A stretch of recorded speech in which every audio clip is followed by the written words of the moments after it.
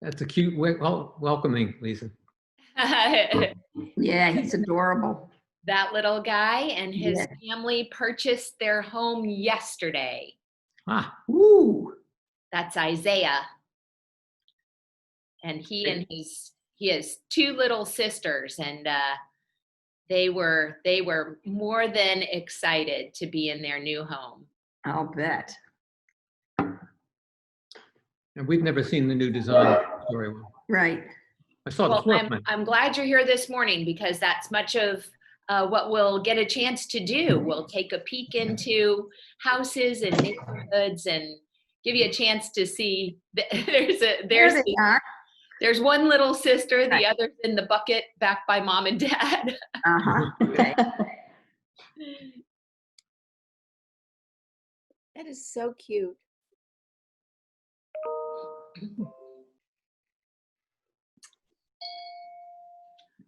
Okay, we'll go ahead and get started. Obviously, the impetus behind this meeting is this strange new environment where we're working through days of COVID-19 and trying to navigate how we are in relationship and communicating together when we can't physically be present. And the coronavirus has certainly impacted our operation. So we've made some rather significant changes, and they really began back in the middle of March. And at that time, with the escalating number of cases and the beginning of the shutdown in the state, we really closed off almost all access to any public interaction in the affiliate. We closed our 2 job sites to everybody but staff. We closed and locked the doors of our 2 offices, which is such a significant difference for us, because we count on that interaction, that personal interaction with homeowners. And we closed our 2 stores. The stores remained closed, but during the time that they were closed, we put up an online sales platform so that quickly we were able to continue to sell merchandise, and that was fortunately very well received. In the meantime, we've created some new ways of working with partner families, with applicants who are seeking safe, healthy, and affordable shelter. And we are continuing to do this good work to the end that at the end of this month, on June 30th, we will have closed 86 homes with families who are in that process, moving towards home ownership. That's a handful fewer than what we had hoped for. We had hoped to be able to close homes with 95 families. But because of the coronavirus, some of our families had interrupted income. They were furloughed or laid off. Their place of employment may have actually closed down. And so we have not stopped the process for them, but simply put it on pause. And we will now give them time to go back to work. Most of them are already back to work, and we will actually be able to help them move into their homes in July and August. So as we look at the work of this affiliate, I want to remind you of a couple of things. We have consistently been building since the Collier County affiliate was founded back in 1978. We're moving towards a total of 2,300 homes that have been built in this community over those years. And in the last couple of years, there's been a grassroots gathering of large producing affiliates across the United States. So for 2 years, we've gathered together the top 40 producing affiliates. So these are affiliates that are focused on building new homes. Many affiliates and you may be familiar with some in other places where you live, that have invested in other initiatives, things like a brush with kindness, or the initiative called neighborhood stabilization, or the repair work that's done on homes that need to be upgraded so families are living in healthy conditions and able to age in place. Our affiliate has remained laser focused on that life-changing work of building new homes. And so we gather together with like-minded affiliates once a year. And what I want to share with you is a little snapshot of those top 40 affiliates. So the 40 largest producers out of about 1,200 affiliates across the United States are building a minimum of 15 houses a year. So in order to qualify to come to the top 40 gathering, that each affiliate must be building at least 15 houses a year.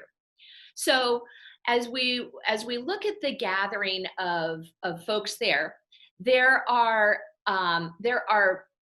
about 12 affiliates that build between 25 and 50 houses a year.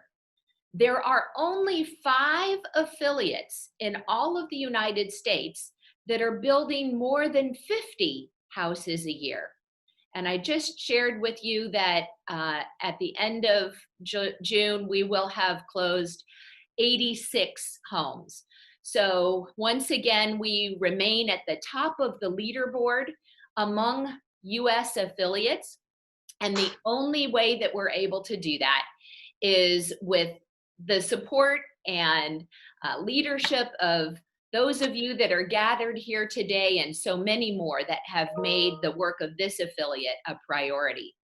Now, in those 2,300 homes, we have built many, many homes on scattered lots, as many affiliates do. Buy a lot and build a home, buy a lot and build a home. But in addition to that, we have also completed 9 Habitat subdivisions. Those subdivisions range in size from 44, our smallest our smallest subdivision is recently completed Dockside, and we'll get a chance to see that in depth in just a few moments. And our largest neighborhood is Trail Ridge with 204 families. So 9 completed subdivisions, 2 more are under construction as we're building in Esperanza, in Immokalee, and Vincennes Acres here in Naples. Now, many have asked, why Habitat Collier? Why is Habitat Collier the largest producing affiliate in the United States? And my answer remains steady and the same from question to year. And that's because we have the perfect storm for a successful affiliate here.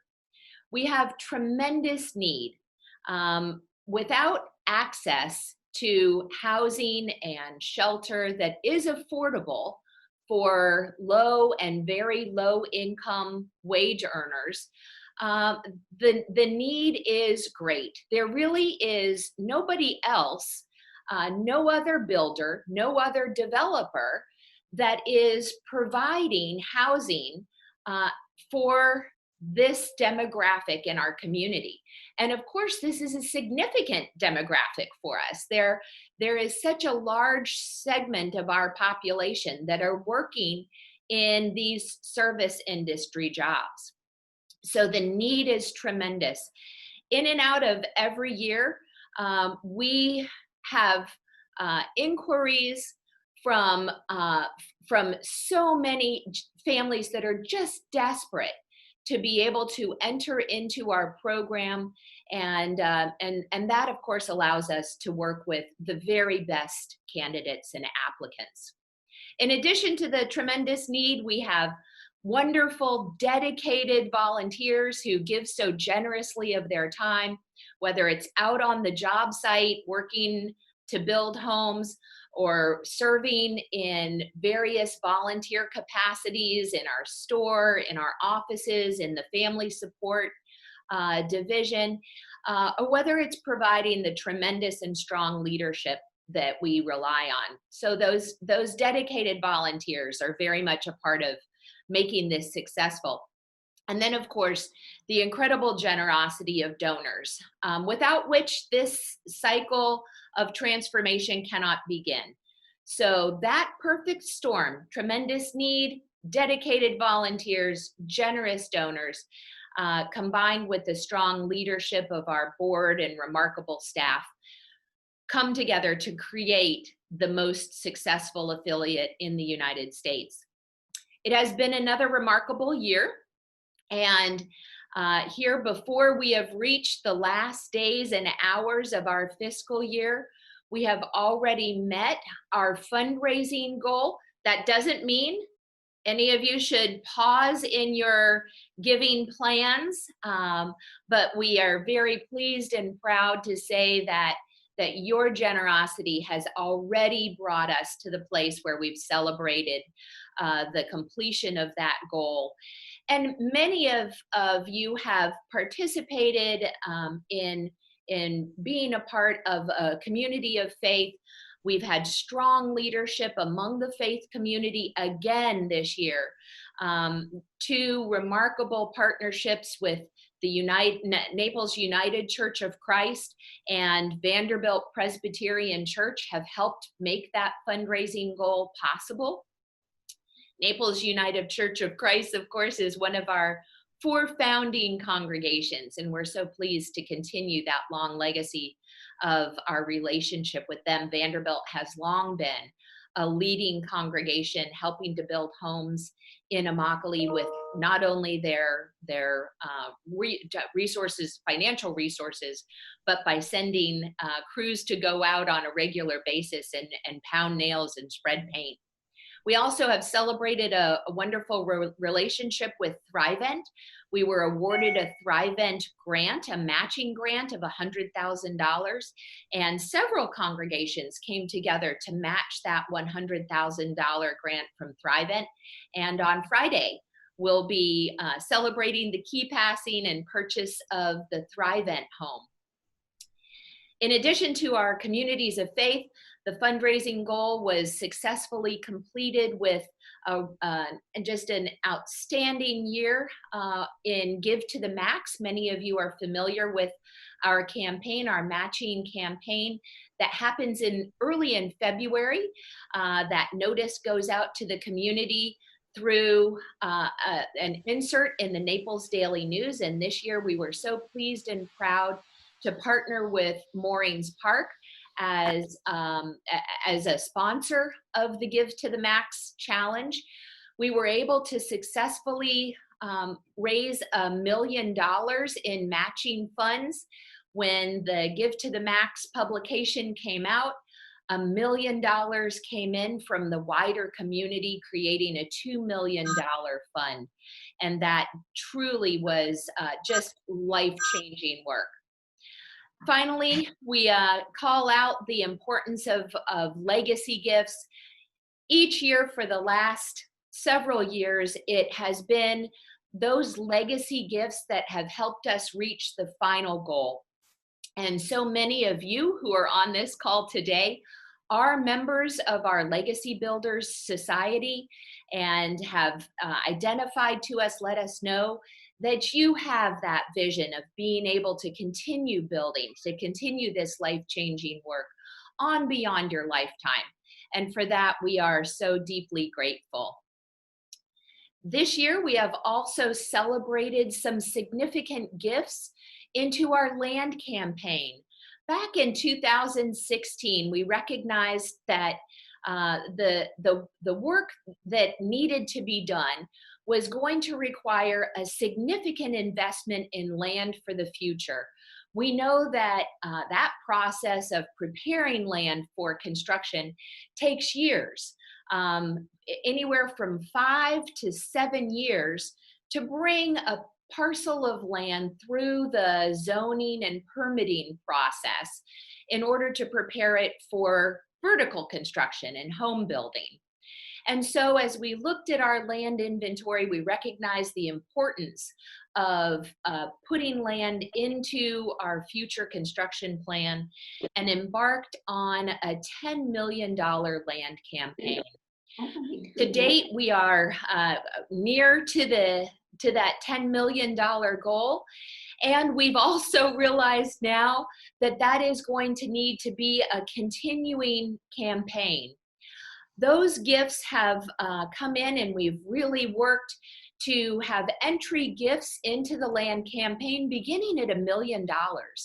So those who have participated in the land campaign have made that remarkable commitment of $1 million pledges or outright gifts in order to be able to secure land for future homes and future construction.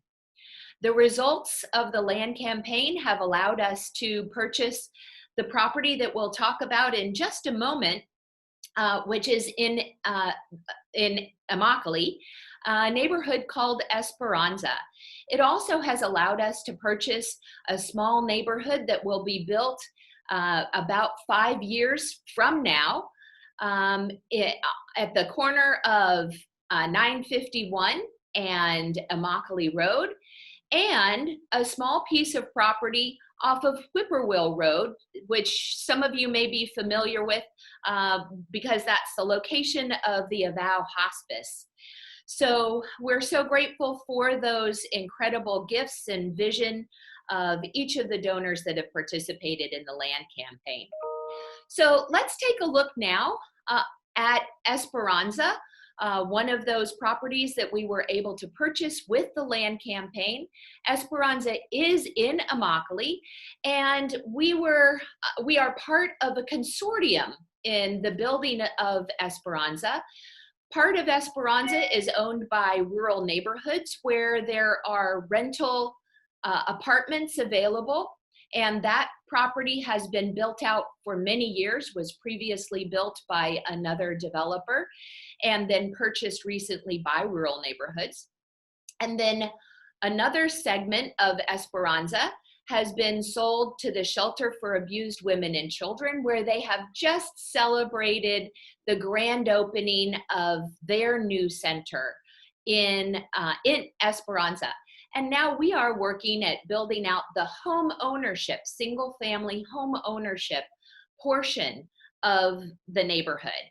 Esperanza is such a lovely neighborhood with these three partners coming together, and so appropriate that the neighborhood is named Esperanza, which of course in Spanish means hope.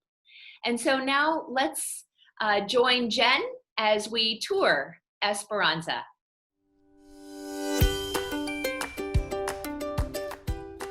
Hey everybody, it's Jen Pash, Chief Development Officer for Habitat Collier. We are missing all of you so much and just wanted to bring you up to date on what's happening. Today we're out in Esperanza, in Immokalee, and gonna give you a sneak peek of some of the homes. So these beautiful houses are 3-bedroom, 2-bath, open concept style in a new design specifically for this neighborhood. So you can see this is great for families to be able to have dining table, living room, parents and kids out here working together. Down this hallway are the bedrooms. First bedroom here, bathroom over here, second bedroom on this side, and then into the master. And in this design, the master bath is en suite, with a great closet to keep all of your things organized. So this neighborhood will have about another 14 families that will be moving in before June 30th. So we are really excited to see this neighborhood become even more occupied and truly become a neighborhood and a community. Thank you to all of you for everything that you do to make homeownership possible for our partner families. Take care, stay well.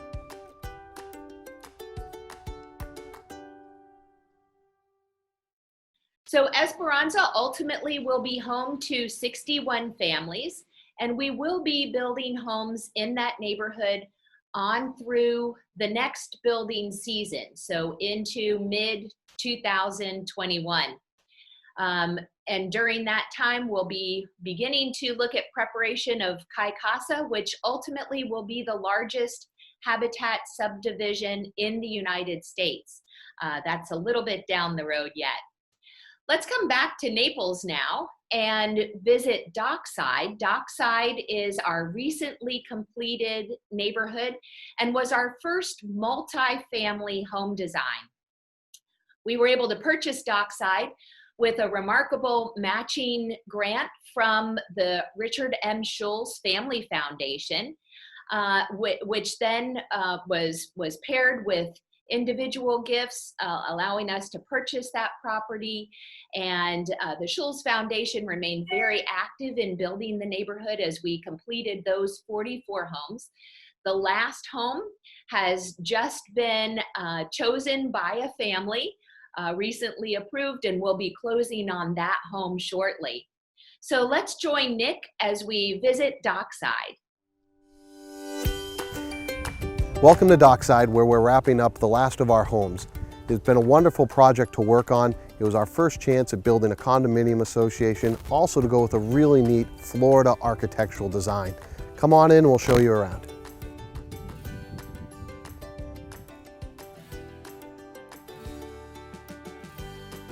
Welcome into our last home at Dockside.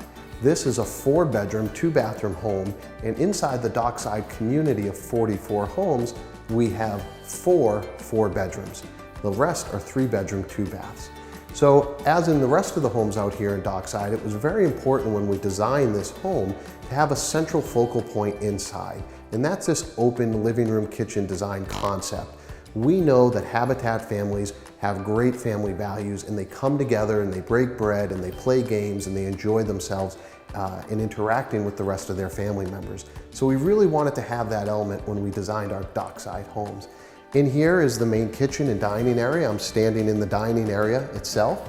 And then the kitchen, which has this great big island where people can come together and cook and prep their meals. This is the last home we are building out here, so we will be putting the appliances in, which this home, like the others, will have a brand new Whirlpool washer and dryer, range and refrigerator, and those will be going in shortly. And then the other thing that's neat about Dockside, because it is a condominium, every home has a fire suppression or fire sprinkler system. And those are located right up above our heads here, but everyone is active independently, but every single home out here does have one. As we walk down the hall here, or into the kitchen, we have our main living area. And right here is where you can imagine we'd put a couch or a television, kind of the heart of the home. Over here to the left, right off the main living area, is bedroom number 1. And bedroom number 1, very nice size, has its own closet, and looks out over to the front of the community, which I really love how we created that Florida look at Dockside. As we walk down the hallway, on our left will be our utility room. Inside the utility room will be a washer and dryer and a wash sink. And then we continue on down and we come to the main bathroom. The main bathroom is on our right, and it serves as the bathroom for the other bedrooms in this home, for the 3 of the 4 bedrooms. Double vanity in this bathroom, because over the years with 2, 3, 4 people, 5 people living in a home and with children, as you can imagine, we've heard a lot of feedback about, hey, it'd be great if we had a double vanity so we can actually have 2 people in the bathroom getting ready to go to school or to go out rather than just 1. On the left-hand side is the 3rd bedroom. And what I like about this little bedroom here, it actually has a window that overlooks the patio in the backyard. And then as we come through this last doorway here, this enters into the master bedroom. And on the master bedroom, it does have its own bathroom with a single vanity and its own tub shower combination. And what I love about the master bedroom is that it does have a sliding glass door that goes out into its own lanai. So as we come out here, it's a nice little lanai. It's that will have, you could put a little table here to eat outside. Also, we realized that our families needed an outdoor secure place to store those items like bicycles or beach stuff, any of those things that you would typically keep outside. We wanted to make sure our families had a nice, secure indoor location to store those items. And what's great about that is it's located right here on the patio. Behind these double doors is a storage area so people can store those items, like I said, their bicycles and other outside things that you don't want to bring inside the house. That really wraps up our Dockside community. Our last home, our 4-bedroom, 2-bath, will be occupied shortly, and we're really excited that we're able to bring this community to fruition. It was our first chance at doing a condominium style community, and I think we did a really good job with the architectural elements and the community layout and the home layout. I really think this will be a great neighborhood for many families for generations to come. Thank you.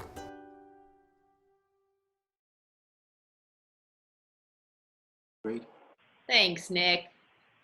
So one of the highlights of building Dockside, and one of the ways that we knew we had gotten many things right, was early in our construction as homes were being built. We heard reports from members of our construction staff that folks were coming in on a fairly regular basis and wanting to know when was the sales center going to be completed, and where could they get a brochure on the neighborhood, or could they make an appointment with their realtor to come and look at one of the units? And we were able to say, I'm sorry, this is not a neighborhood that you can purchase a home in if you're not a qualified Habitat buyer. So that was a great compliment to our design and to the work that we were doing there, and has, as you can see, been so well received by our partner families. So we are currently, having finished Dockside, now working in the neighborhood called Vincennes Acres. Vincennes Acres is off of Davis Boulevard, just to the west of 951. Welcome to Vincennes Acres. This is just an extraordinary neighborhood, a 17-acre piece of property that was purchased with our very first $1 million cash donation. That remarkable gift came from Tony Stabile, who wanted to pay homage to her brother, who believed so deeply in the work of Habitat for Humanity, and we're pleased and proud that the result is Vincennes Acres. Here in this neighborhood, at its final build out, there will be 79 families that call Vincennes Acres home. Here there are a mix of 3- and 4-bedroom homes, the majority being 3 bedrooms that are a square footage of about 1,250 in a 2-story design. So you'll see that that's the first of our 2-story efforts. We've added some lovely features like the 2nd-story balcony and the landscaping that I know is going to be well received by families. It's a couple of extraordinary design features in the neighborhood. At the north end of the neighborhood along Davis Boulevard is a lovely lake around which there's a walking path with some exercise equipment, benches, and it provides a nice buffer to the Davis Boulevard traffic. Then in the center of the neighborhood is truly the pinnacle, the most extraordinary piece of Vincennes Acres, and that is a football-sized central park. In the park, there's a tot lot for the little ones. Soon there will be a family picnic pavilion, and then the middle of the park is a large soccer field. And then on the south end, there will be a full basketball court. So wonderful place for kids to play. One of the things that we hear most often from families is the heartbreak when children are locked into homes because moms and dads feel like their neighborhood is unsafe to let kids go out and play. So we're very excited about the day to come when the park will be filled with children and the neighborhood will be filled with families. All of that will be beginning in just the next 30 days as the first 24 families move into Vincennes Acres. Let's go take a look at one of the homes. We walk into an open concept living area, great flexible space so that folks can lay out in many different designs. Open kitchen with a wonderful island, bar stools, breakfast area. Moms and dads in the kitchen can oversee everything happening. Kids' homework and whatnot here in the living area. In this model, we've added a half bath, powder room, guest bath. This is one of my favorites. This little Harry Potter closet, extra storage under their stairwell. I know kids are gonna find great space there. You'll remember that we have a remarkable partnership with Whirlpool, who donate the refrigerator and the range to every Habitat home built in the United States. This is just a fantastic partnership, and we're so grateful for that corporate commitment. Let's go take a look outside in the garage.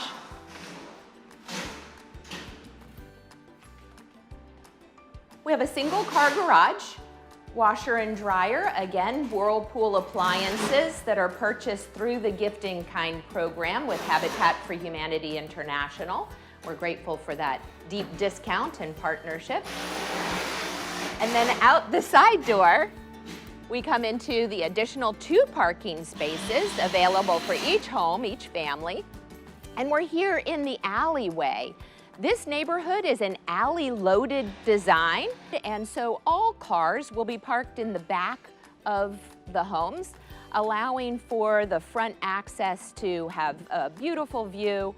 Everybody in Vincennes Acres will look out on green space, whether you're on the front side looking out at the perimeter, lovely landscaped area, or whether you're on the park side and looking out into the extraordinary park that has been built in this community. Let's head back in and we'll go upstairs. Upstairs and on the second floor, we have 3 bedrooms and 2 full baths. So here we're over the garage with the first kids' room, shared bathroom. I love these lights along the stairwell and hallway that allow great flow of natural light here into the second floor. We have the second kids' room, each with their own closet space, of course, and then entry into the master suite. Full master bath and lovely master bedroom that opens out onto the balcony. I know there's going to be wonderful hours of enjoyment of this second story space as families are able to get out and enjoy an evening breeze and be a part of this beautiful community. So thank you for coming along with me as we visited Vincennes Acres and had an opportunity to see this new house design. I hope that with me you can see the vision of what these homes will be as families move in and make them absolutely their own. We're excited to see that happen in just the next couple of days.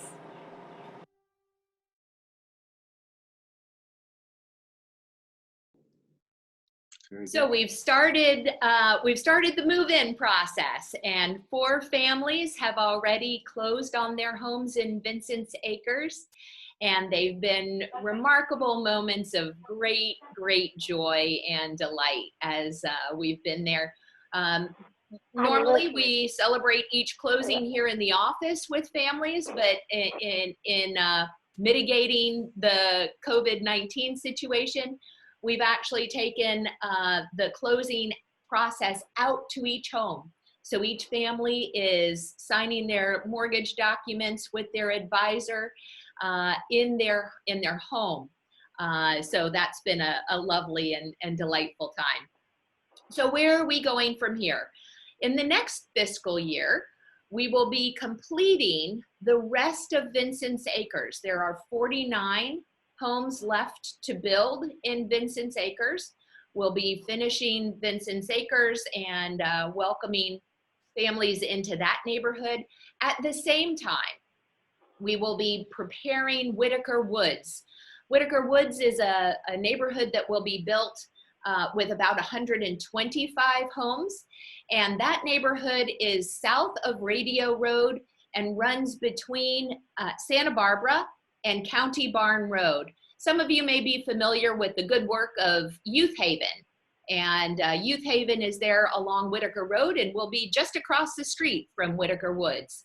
So we look forward to beginning construction in Whitaker Woods in our next fiscal year. In Immokalee, we will continue to work in Esperanza next year, the year following that, as we are preparing for construction in Kaikasa. So much to celebrate here as we come to the conclusion of this fiscal year, much yet to be done. And so I'm so grateful to each one of you and to so many more who have made this life-changing work possible. I want to open up now and allow you all to ask any questions. So I'm going to take everybody off of mute and give you a chance if you have questions or if there's anything that is standing out in your mind that you'd like to know or share.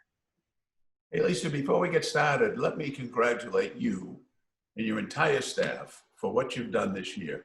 You know, it's been an outstanding job considering all of the complications, shall we say.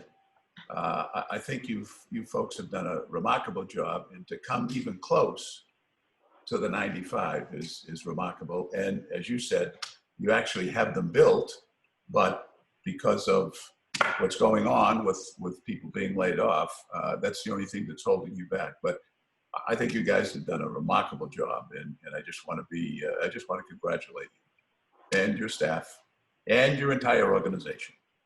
Thank you, John. For those of you that don't know John is our chairman of the board. So I'm going to send it right back to you, John. It's been the leadership of the board that has been just critical in these strange times, and your support has been so meaningful. But I do want to echo that the tireless work of this staff, and I can't begin to say enough about how each one to a person has risen to the challenge of working through these changing environments. So thank you for those great words of support, John. Hey, Lisa, this is Stan. Hi, Stan. Okay. Hi, I just want to say that not only has the work continued that you have talked about, but also the process of selecting families and how we've used this very format, Zoom, to go into terrible living conditions and trailers and just awful things. So the pandemic has not gotten rid of the bad circumstances for which we exist. And if anything, they have magnified them. So, this technology is just wonderful, and it confirms the importance of the work that we do. And it's such a privilege to be a part of it. Thank you, Stan. Another voice from another board member, and Stan's absolutely right. You know, in so many ways, the pandemic has magnified the need for healthy housing. You know, when the shelter-at-home order came out, there were folks who were terrified of having to stay within a home that is ridden with mold and mildew, maybe infested with vermin, and it's just it put a spotlight on how important, how essential this work is. So thank you for reminding us of that. And indeed, we have used technology well, not only to continue to interview applicants via Zoom, where they can actually take us on a virtual tour of their home. And we've seen some of those terrible conditions right up close and personal. And then our selection committee has been able to continue to meet via Zoom and continue to do the important work of selecting families that are most highly qualified and demonstrate that great need. Lisa, I would just like to echo what John and Stan have said. The staff has really done an excellent job. In addition to you and Nick and And Dean, I want to lift up Jen because I think this has been a rather difficult year to raise money against the kind of backdrops that we've had the last several months. But this has been an outstanding year for development. And Jen, we really owe a great expression of appreciation and gratitude to you and your team for an outstanding job against some difficult times. Thank you, John. It really is the team. I do nothing, John. I surround myself with fantastic people. The team and all of you who have been so generous and gotten us there. So as we move into the new year, we don't know what we'll see. But we're hopeful that those of you who have been so engaged in this work for so long will renew your commitment and see how critical this work is. Any other questions that we might answer? Anybody wondering about anything that we've shared today, or maybe something that I haven't shared and you had hoped to hear? I have a question Tim? on the two-story structures. That's Yes. a new thing for Habitat, doing the two-story. How? Two questions. One, how is the construction? Obviously, that presents challenges, and how is that being received by the owners as far as having a two-story versus a single-story? Great, Greg. Good questions. So knowing that this was a new process for us, we actually subbed out the construction of the first couple of homes to a professional builder. So our team was able to walk alongside them, learn the techniques that were best practices for building that two-story construction, make sure that we knew what volunteers could safely do and what we needed to have professional assistance with. That allowed us to go in and get right to work.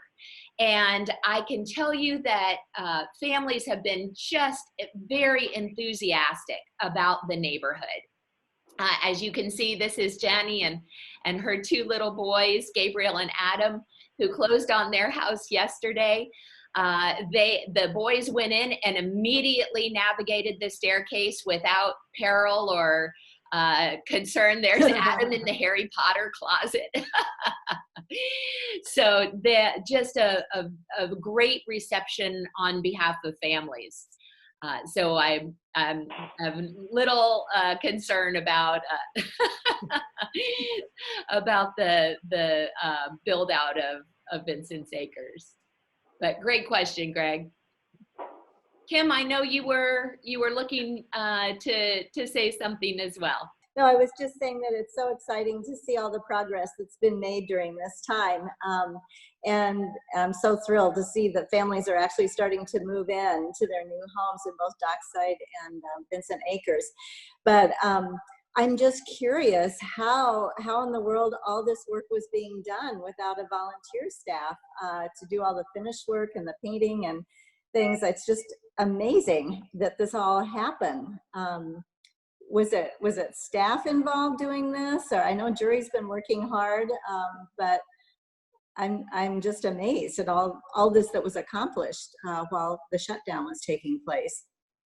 So you're absolutely right. And when we closed the job site in March, we weren't sure how we were going to be able to complete homes. We didn't really know how many we might be able to complete. And so we began to look carefully about, how that might happen.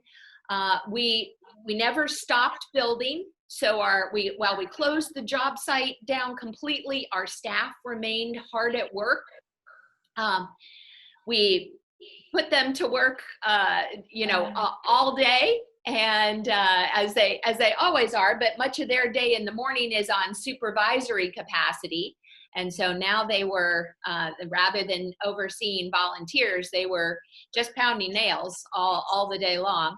We did allow our subcontractors to come in and filled out some of the missing volunteer capacity with subcontractors so that they could work individually. And then finally, within the last 2 weeks or so, we have opened up to key volunteers.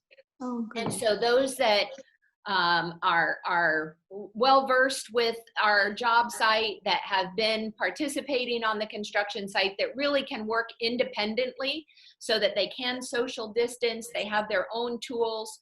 And so we have invited them to come back out to the job site too. And that combination has allowed us to complete all homes that were in our goal. Well, it's amazing. Congratulations to all of you that have worked so hard to do that. It's wonderful to see. Thank you. Lisa, Yes. this is Pat Ford, and my computer wouldn't let me get on Zoom. But I'd like to say what a delight it has been to listening in. And the interesting thing is you talk about 4-bedroom houses. Is something that you found a bigger need for? Pat, that's a great question, and I'm so glad that you were able to phone in. I should say that if anybody would like to share this information or the tours that we've shared with you today, they will be posted on our website shortly. So you'll have an opportunity to go back and watch this again. But to your question, Pat, we have historically built about 10% of homes each year as 4-bedroom homes. So we know that there are larger families that regularly come into the Habitat family. Sometimes it's because they have more children, but sometimes it's because it's a multi-generational family. And so the 4-bedroom has continued to be an important part of our build plan and our build process.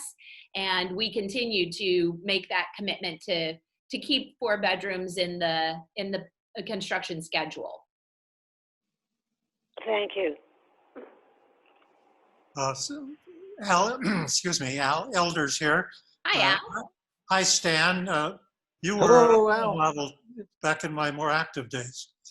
But to the questions, do you anticipate that the 2-story approach will be continued in other sites into the future? I assume it does reduce the per square foot cost for housing. And do you anticipate that volunteers will be able to do the high work in the future safely? Yep, great question, Al. Yes, we do anticipate that future home designs will include a 2nd story. We will be going both that direction, and we will be moving towards more multifamily homes. And obviously the reason for both is the high cost of land.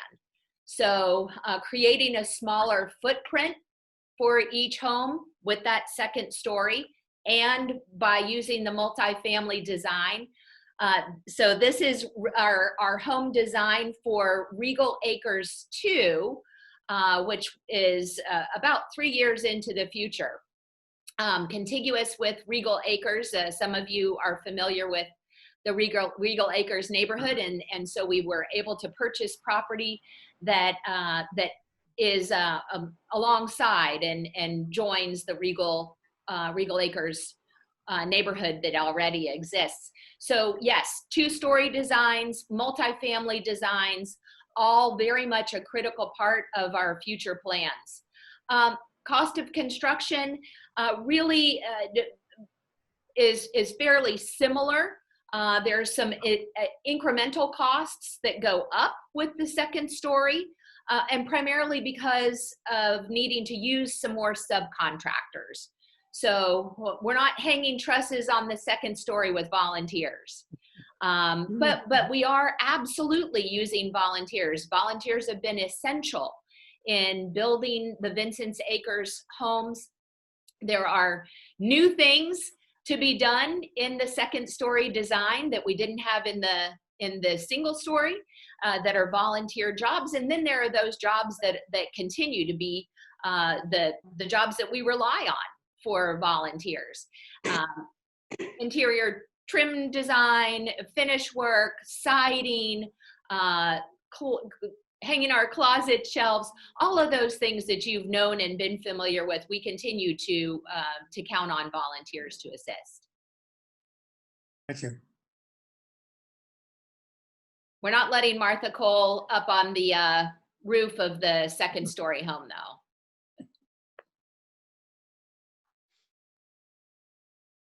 Anyone else before I bid you farewell and thank you for being a part of our call today? Good. Max Lisa. and Pat, so good to see you. Good to Thank see you. you. As Good to be a always, part of it. Thank you, Pat. as always, the most profound thing for me is seeing these families, the parents and the kids, with the looks of hope and hope for now and for the future on their faces. It's just something to behold. Thanks be to God. It is invaluable, Pat, and it is our greatest perk, right? That's what keeps us all going, is getting to that moment when families move into their homes and they can see a new future laid out before them, a future where moms and dads, grandparents and children can live and grow into all that God intends for them. So we had Isaiah up at the beginning of our time together. There he is again. And even from a distance, you can see and feel the joy on his parents' face there in the background as they signed their mortgage documents and took ownership of their new home. Their home looks out on that incredible park. And so we put Isaiah in charge of watching over the park and making sure that all goes well.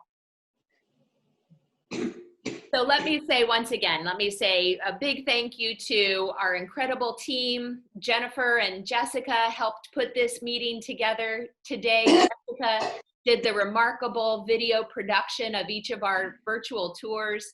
And I couldn't be more grateful and humbled by the team that works alongside here in the staff. Thank you to each one of you. Again, none of this happens without each of you doing what you're doing. So please continue to help us to get this story out into the community and to invite others into this work that we love so much. As I said, the town hall meeting today will be posted on our website. The virtual tours there available for you to share. And please continue to stay in touch. Take care of you, take care of each other, and be well, and God bless you. Great. Thank you, Lisa. Thank you, Lisa. Thank you. Thank you, Lisa. Thank Yeah, you. Lisa, Bye. Bye. Lisa, I just want you to know, as one of your volunteers, we're just waiting for you to blow the bugle so we can return. You got it, Kurt. Stay safe and keep building wherever you land. All right. So, Yeah. folks,